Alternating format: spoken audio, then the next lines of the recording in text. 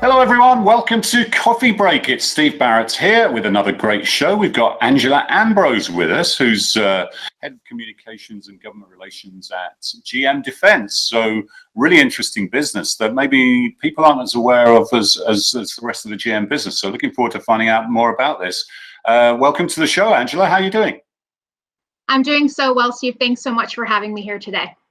Yeah, so tell us a little bit about GM Defence first. I think GM had a defense business, then it sold it off, and then it restarted it around 2017. Tell us about it and the relationship with the main GM company.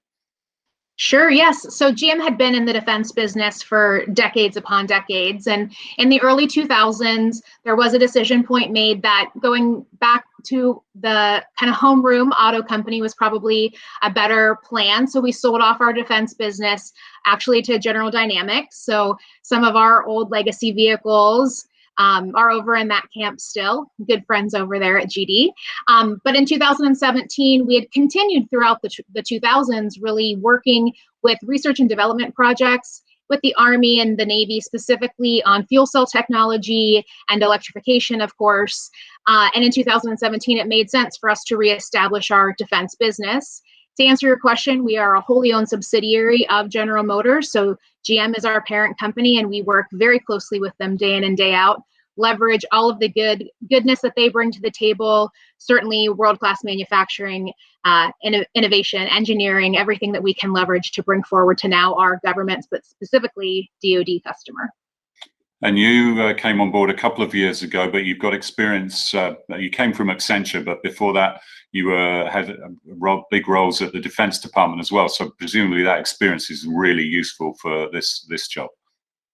I hope so. I mean, that's what I would like to believe. Coming over from Accenture really taught me a lot about the tech industry and what defense needed more in the back office space than maybe at the pointy end of the spear, as those in defense like to say quite a bit. But prior to that, I'd been at a defense prime working at Northrop Grumman. And as you mentioned, sometime both in the intelligence community and in the Defense Department, and started out here in DC on Capitol Hill. So I think each of the check marks along the way in those boxes really made me the right person to lead up the charge here at GM Defense and in the world of communications. Yeah, for sure. Now, obviously, GM as a company is making big statements about electronic vehicles, about its ambitions to go fully, get away from fossil fuels. Is that the philosophy that's at GM Defense as well, or is that more difficult to achieve with the type of vehicles that you're making? That's an excellent question, actually. We get that a lot, and I think there's a little bit of confusion. We certainly believe in the vision and the charge that GM, the corporate entity, is pushing out with, and we will be supporting it everywhere we can be. But we know that it's a little premature for our military customer. And so what we're doing is we're looking at any opportunity where we can take our customer forward with those technologies. Specifically, the Army is looking at electrified vehicles. We know the Navy has been looking at unmanned underwater vehicles in the electric space. Looking at power and propulsion beyond just electrification and into fuel cell technologies, all of the goodness, like I mentioned before, that GM is doing and looking at and moving forward in the commercial industry, we want to help bring our defense and other agencies within the government as well, but bring them forward using those technologies. If they're not fully ready to be fully electric, we want to find the right solution and bring them the best materials that we can. Yeah, because it's probably a little bit more difficult to just go and plug in when you're out in the field or underwater or whatever. So yeah, I can see that it's a bit more complicated. Yeah, we have a lot of questions about charging stations. So yeah, you're getting that question, and I can assure you we're working towards a solution to get electrified vehicles where they need to be and to be able to support our warfighter wherever that battlefield may be, even if it's not beside a plug. Yeah. Now, I guess we wouldn't normally associate the defense industry with women historically, but you're a senior female operator in the comms side of the business, and there are many others. But you've also just spoken at a conference, Leading Ladies of Defense. I think you were the keynote. So tell us about that organization and what your objectives are and what you were talking about in your keynote. Sure. So obviously we want to bring women forward into the defense industry. I'm very fortunate to have the role that I have, worked very hard to get here, as I'm sure many of my peers have done as well. But I want to ensure that there's a pipeline behind me, since the pipeline in front of me wasn't as wide or as broad as I would have liked. Leading ladies of, and it's kind of a ...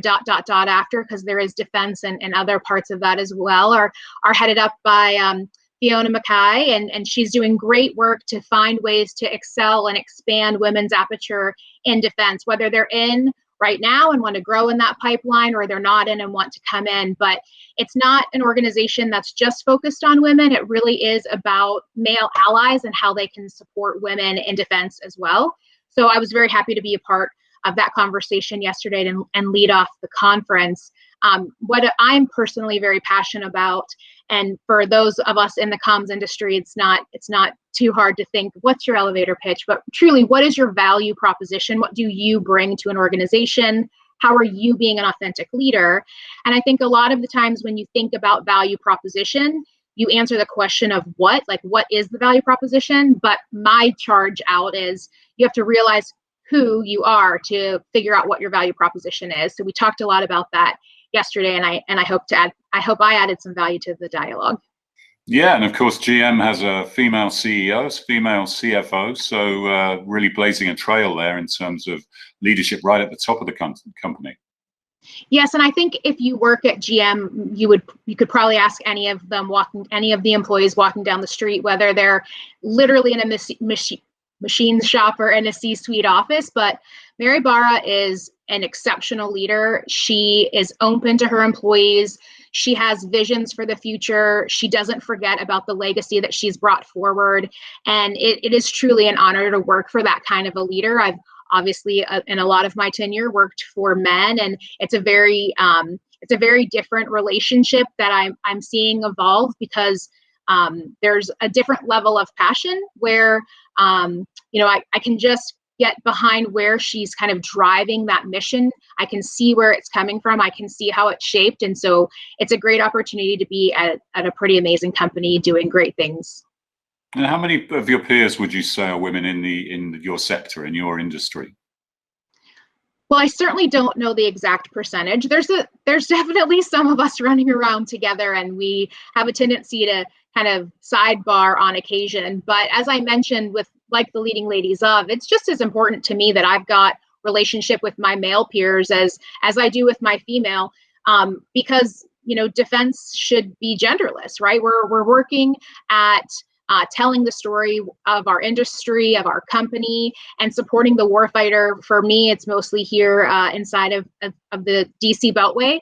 And we want to be able to tell that story regardless if you're a male or female. But there's great organizations that I'm involved in, and I know other women leaders are as well, to kind of get me in connection to those female peers so we can bounce ideas off of each other and iterate together. And that's certainly been very valuable. Yeah, I think it was David Albritton, wasn't it, who brought you on board, and he's well known to PR Week readers from his comms days, but he was the president of GM Defense, I think, before he went off to Amazon. Yes, so David brought me on. He was the first person I met, interviewed with in Detroit, and first day on the job here in DC, I got on a plane with him and went back to Detroit to do some office visits. So first day in GM, I spent a lot of good hours with David, and did for the remainder of his tenure. And he did great things here, and I know he's doing great things at Amazon. We always wish him the best. Yeah, it's a great guy, and yeah, wish him well for sure. Now, on that topic, obviously, we ask most of our guests on Coffee Break, how has the last 12 months been in lockdown? Have you been into facilities at all? Have you been up to Detroit much? You mentioned you had visited there, but how's that been, and how have you been managing your team and keeping everyone's spirits up during this time? Well, I think what people probably don't know about GM Defense is that we're technically a startup inside of Big GM, which sounds crazy because we're General Motors, but we are a startup, so we're a pretty light and scrappy team. Right before we went into lockdown, or as lockdown was shaping up, I should say, those very early days, I had an employee that was going back to corporate communications. So I was left with communications as the single hat wearer for comms. So in the last, year, it's been pretty wild ride for me. I've had to staff up my organization, hire my external firms. We received an award for our infantry squad vehicle. We had a milestone event to announce the delivery of those first vehicles to the Army. We are building out a production facility. We've had new senior leaders come on board, like our executive chief engineer and Rick Cooley. So there's been so much in my trade space, but for a handful of months, I was going it alone. So I'm very fortunate now at a year out that I can say, we've beefed up the team quite a bit, and we're kind of taking the charge a little harder than I was able to do by myself. And yeah, I've traveled a little bit to Michigan and to North Carolina, and a few times in and out of the DC office, but mostly you'll see me in my living room. Yeah. And do you liaise much with Craig Buckholtz, who's the head of comms overall at GM?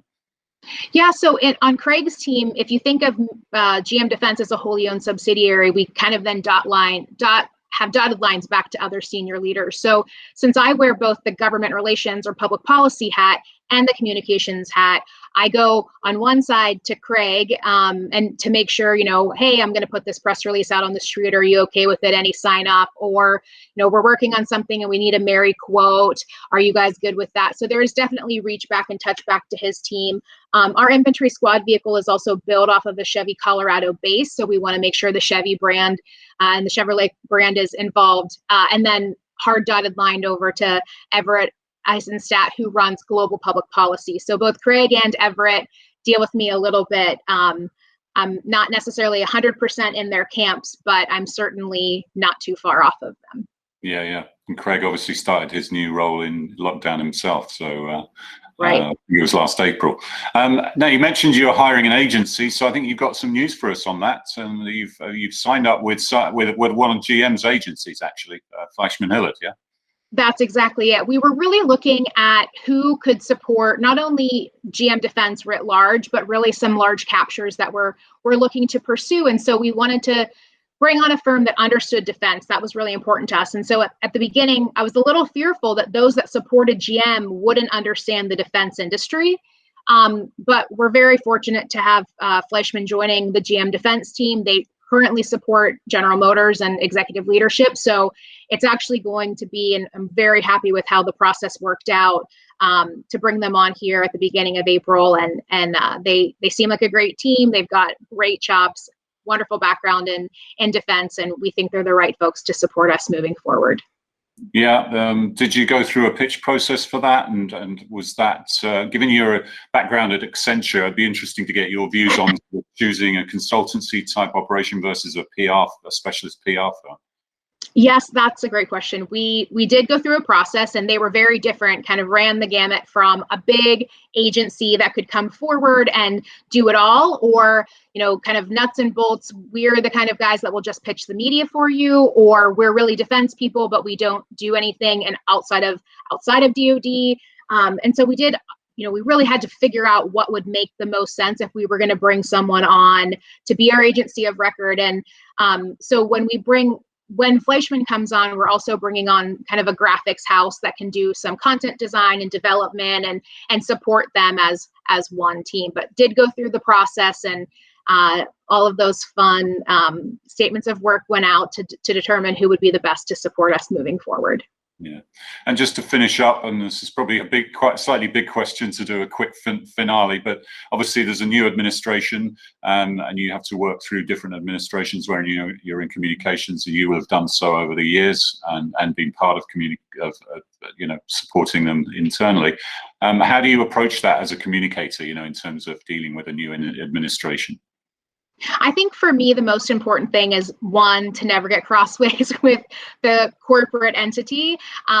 We know that we are a subsidiary, and we want to ensure that we are in line with Craig and his team and the full GM plan for moving forward. But we're hearing what we want to be hearing, right? The administration in the first executive order putting out the plans for, or the direction, I should say, for climate change, for defense, that means electric vehicles and something that we are very passionate about. So seeing someone like the Deputy Secretary of Defense saying in her confirmation hearing, yes, there is a need for EVs, and once I'm confirmed, I will look to that trade space. Those are all very positive things for GM, the corporation, and certainly GM Defense LLC as a subsidiary. So far, we're having great conversations. We're reaching out, I think, at the right levels. Obviously, we've got a very strong contingent over in the Army, so that's who we've been working with. A couple of vacancies still over there, but as those roles get filled and those positions are filled, we'll be upping the game to have additional conversations and ensure that our customer base knows who we are and who we want to be, and that we're powered by GM. All right, Angela, it's been great finding out more about GM Defense, and good luck with the new agency and with continued success in the role. And thanks for joining us on Coffee Break. Thank you so much, Steve. It was wonderful to be here.